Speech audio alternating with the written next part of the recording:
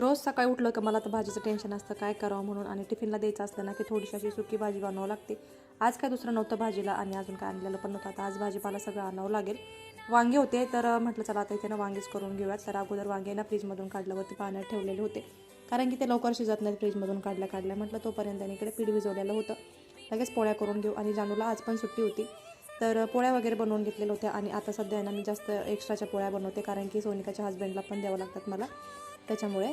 तर इथे पोळ्या बनवून घेतलेल्या होत्या आणि तवा गरम होता. म्हटलं चला इथे लगेच शेंगदाणे भाजून घेऊयात. आणि लगेच शेंगदाण्याचा कूट पण करून घेतलेला होता. आणि वांगे ना स्वच्छ व्यवस्थित धुवून घेतलेले होते परत एकदा पाण्याने. आणि माझी चालली होती इथे भाजी बनवायची. आणि हे चहा खूप छान बनवतात ना, म्हणून यांना कधीतरी सांगत असते मी चहा बनवायचा, तर हे बनवतात. इथे माझी भाजी बनवून झालेली होती, मी चहा पण घेतला. आणि मी ना एक व्हिडिओ बघितला होता, त्याच्यामध्ये कस्तुरी मेथीमध्ये ना असे बारीक बारीक आळ्या आणि किडे होते. त्याच्यामुळे म्हटलं ही अशीच यूज करण्यापेक्षा ना अगोदर याला स्वच्छ व्यवस्थित निवडून घेते आणि नंतरच मग आपण यूज करूया.